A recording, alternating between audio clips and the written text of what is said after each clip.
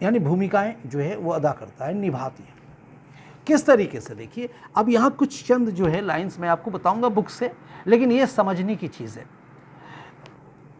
संघर्ष के ऊपर बहुत सारे ऐसे थियोरीज हैं। आप सोशियोलॉजी के स्टूडेंट, सभी सोशियोलॉजी ऑप्ट किए हो, आगे जब आप जाओगे मुझे क्लासेस में, तो आपको वहाँ पर कुछ संघर्षवादी सिद्धांतों के बारे में भी पढ़ना पड़ेगा।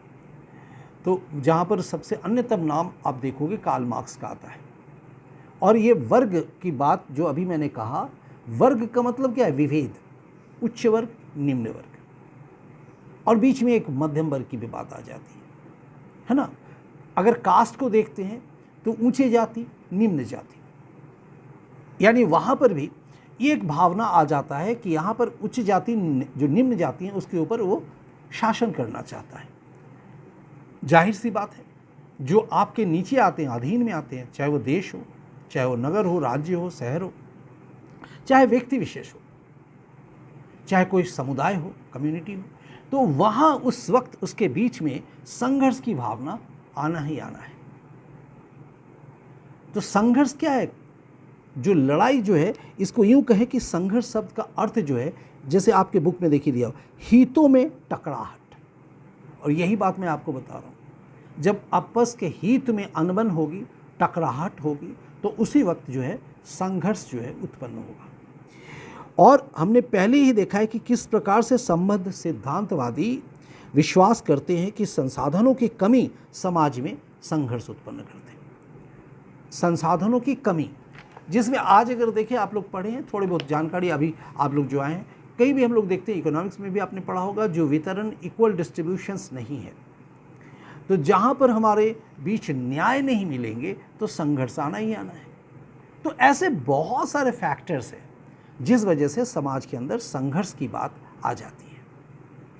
रही बात सहयोग की, तो समाज प्रगति तभी कर सकता है यदि हम लोग एक दूसरे को सहयोग नहीं दें। अगर नहीं दें तो समाज कभी भी प्रगति नहीं कर पाएगा। जब तक हम एक दूसरे को सहयोग नहीं दें, समाज कभी भी आगे उन्नत नहीं हो सकता है। यानी यूँ कहा जाए, ये सहयोग हो या संघर्ष, दोनों ही उचित रूप से समाज के विकास में अपना अपना मतलब क्या है, रोल, भूमिका अदा करता है।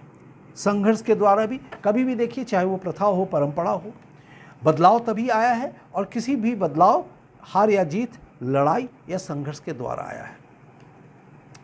कोई ऐसे प्रथा, कुप्रथा जिसको बोले, जिसका प्रचलन रहा हो, उसको बदलने के लिए किसी ने आवाज़ उठाया, तो यहाँ पर आवाज़ उठाया, वो बात गूंजा, बात का प्रभाव हुआ, लोगों ने ऐसे, कुछ लोगों ने स्वीकारा, कुछ लोगों ने अस्वीकार किया, तो स्वीकारने और अस्वीकारने के बीच में एक संघर्ष उत्पन्न हुआ, और अंत में एक डायलॉग, यानी एक जो, जिसको हम लोग क्या बोलते हैं, एक उचित रूप से संवाद बनकर जो सामने आया, यानी वो फैसला हुआ, वो निर्णय हुआ, और उसी फैसले को फिर समाज स्वीकार किया और फिर आगे बढ़ा। और जब वो आगे बढ़ा, उस दौरान व्यक्ति विशेष के अंदर उसी बात को स्वीकारने की क्षमता आई, और वहाँ उसमें एक दूसरे को फिर सहयोग दिया उसने, और सहयोग को देकर वो आगे बढ़ा। यानी बात को समझ में आया? तो यानी संघर्ष भी होगा और सहयोग भी रहेगा। अब देखिए, कोई भी, जैसे हमने कहा कि संसाधनों में कमी एक संघर्ष उत्पन्न करता है, क्योंकि उन संसाधनों को पाने तथा उस पर कब्जा करने के लिए प्रत्येक समूह संघर्ष करता है।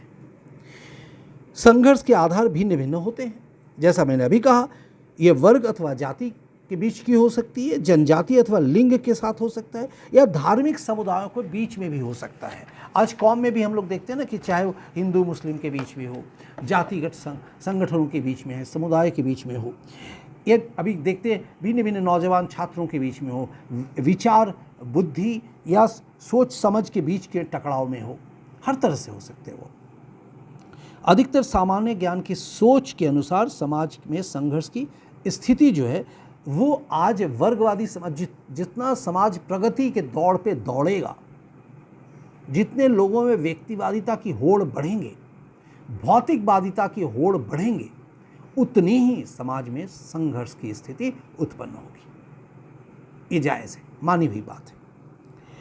यानी समाजशास्त्रियों ने इस तथ्य की ओर ध्यान ये कहकर आकर्षित किया है कि